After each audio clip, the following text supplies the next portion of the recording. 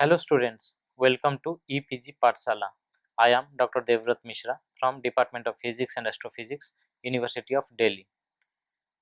Today we are going to discuss about the module Dielectric Properties 5 from paper Electronic, Magnetic and Optical Properties of Materials. So students, let us see what we are going to learn in this module. The fundamentals of dielectric theories of liquids and solutions. You will learn about Onsager's theory for static dielectric constant, detailed study of device theory for static dielectric constant. In the last few lectures, we have discussed about the dielectric properties of solids. In this lecture, we will talk about the dielectric properties of these liquids. Dielectric theories of liquids and solutions. The state of aggregation of molecules in a continuum depends on the type of chemical bond, molecular geometry, mutual effect between the atomic groups, nature of complexes, etc. A system of electric charges of molecules in the neighborhood involves in the process of molecular interaction. This partial arrangement of electrically charged atoms and molecules in the system is perturbed by the influence of physical conditions. These facts, on the basis of certain theories, describe the bulk properties of the substances that exist in a physical state. The dielectric constant depends on how polarizable a material is and the frequency of the applied field.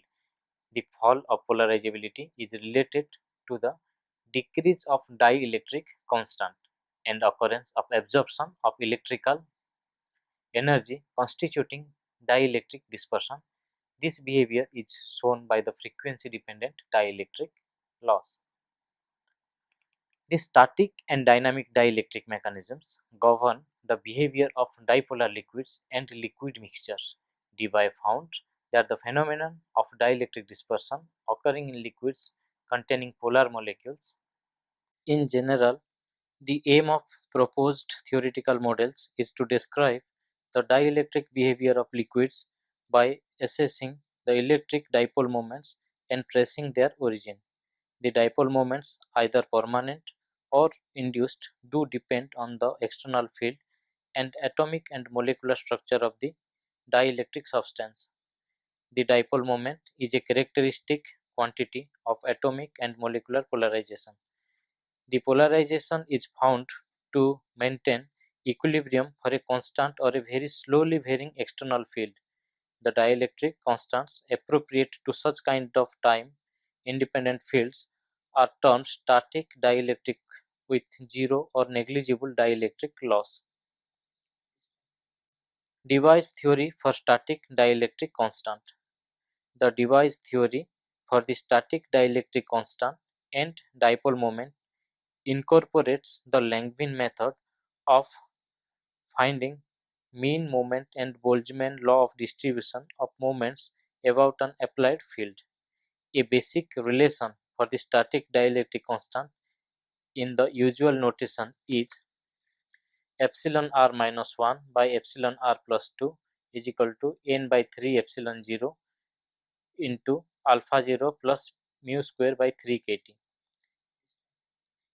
Here, alpha 0 includes the ionic and electronic polarizability terms, and the last term includes the dipolar term.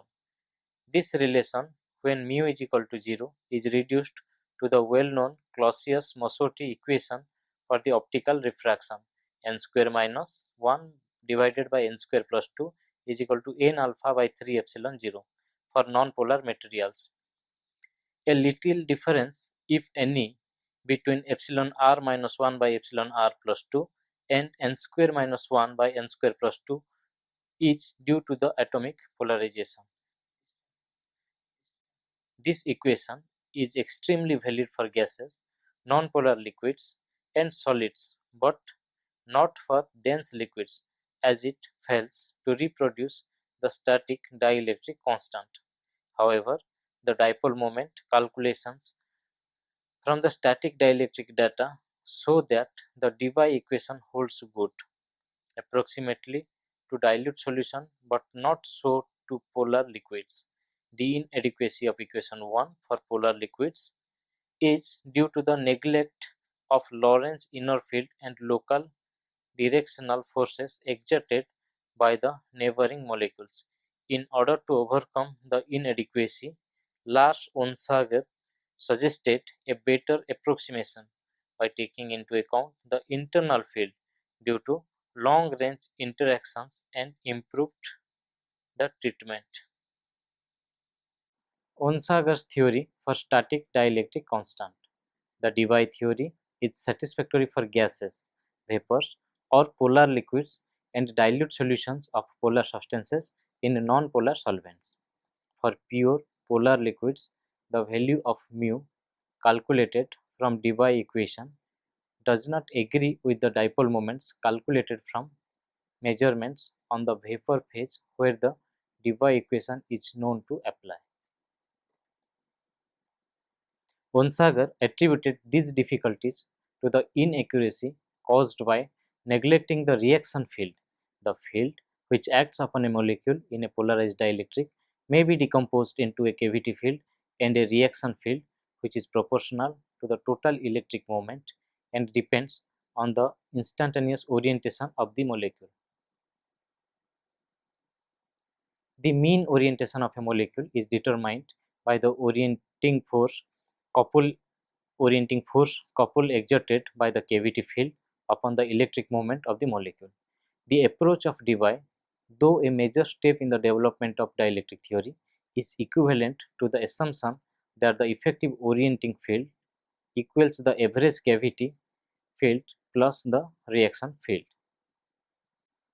This is inaccurate because the reaction field does not exert a torque on the molecule. The Onsager field is therefore lower than that considered by Debye by an amount equal to the reaction field. Onsager considered a spherical cavity of the dimension of a molecule with a permanent dipole moment mu at its center. It is assumed that the molecule occupies a sphere of radius r, that is 4 by 3 pi r cube n equals to 1, and its polarizability is isotropic.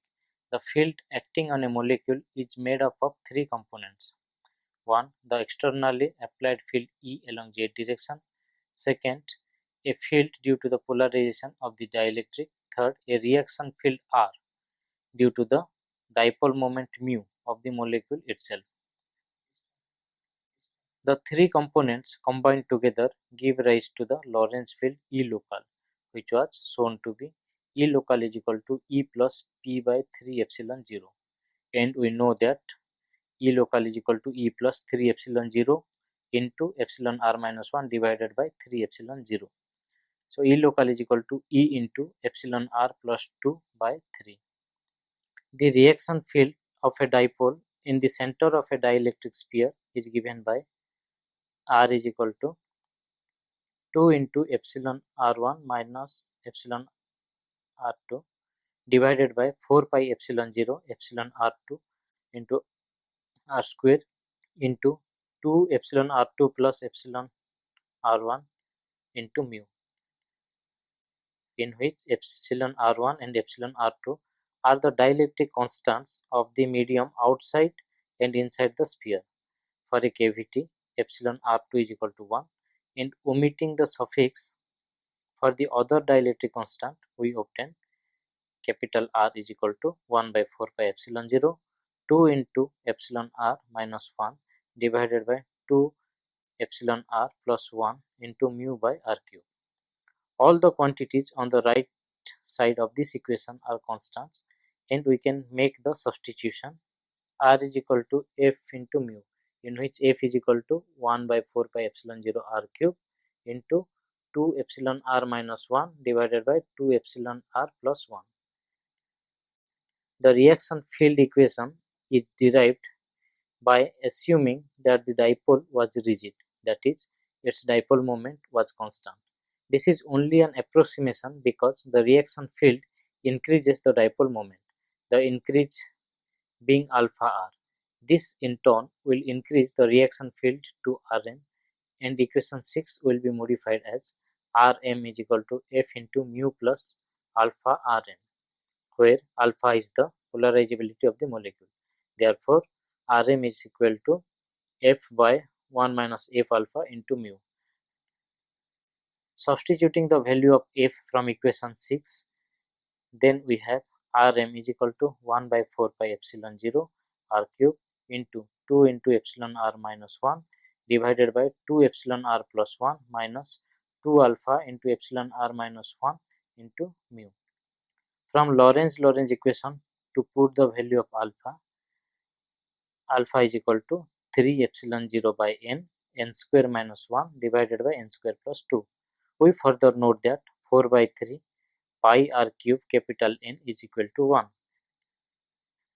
Substituting 10 and 11 in equation 9, we get Rm is equal to 2 capital N into epsilon r minus 1 into n square plus 2 divided by 9 epsilon 0 n square plus 2 epsilon into mu. Similarly, we can deduce the modified dipole moment from equation mu m is equal to mu plus alpha Rm. Combining equation 8 and 13, we get mu m is equal to mu by 1 minus f into alpha. Substituting for f from equation 6 and for r from equation 11, we get mu m is equal to 2 epsilon plus 1 divided by 3 into 2 epsilon plus n square whole into n square plus 2 times mu. Kirkwood gives an alternate expression for the modified dipole moment mu m on the assumption that the total moment of the molecule consists of a point dipole at the center of a sphere or of radius a of dielectric constant unity, as opposed to n square implied in equation 15. So, mu m by mu is equal to 1 divided by 1 minus 2 epsilon minus 1 by 2 epsilon plus 1 alpha n by 3 epsilon 0. From equation 10, we know mu m by mu is equal to 1 by 1 minus 2 epsilon minus 1 divided by 2 epsilon plus 2 into n square minus 2 by n square plus 2. At the beginning of this section, it was mentioned that a part of the internal field is due to the reaction field R. When the dipole is directed by an external field, the average value of the reaction field in the direction of E is Rm times average of cos theta, where the symbols enclosing the cos theta signifies average value, assuming that the reaction field follows the direction of mu instantaneously. Since Rm has the same direction as mu at any instant, Rm cos theta does not contribute to the directing torque. We have to therefore apply a correction to the internal field as E equals to Ei minus Rm times average over cos theta. The average value of cos theta is given by cos theta is equal to mu E by kt, which is equal to mu by kt into Ei minus Rm average cos theta. Rearrangement of above equation gives cos theta is equal to mu by mu Rm plus 3 kt Ei.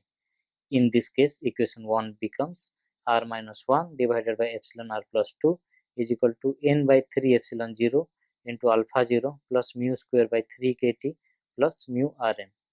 Substituting for Rm from equation 12, we get epsilon r minus 1 divided by epsilon r plus 2 is equal to n by 3 epsilon 0 into alpha 0 plus mu square divided by 3 kt plus mu square into 2n epsilon r minus 1 into n square plus 2 divided by 9 epsilon 0 into n square plus 2 epsilon. From equation 2, we can write as epsilon r minus 1 by epsilon r plus 2 minus n square minus 1 by n square plus 2 is equal to n by 3 epsilon 0 whole multiplied by mu square divided by 3 kt plus mu square into 2n epsilon r minus 1 into n square plus 2 divided by epsilon 0 9 epsilon 0 into n square plus 2 epsilon.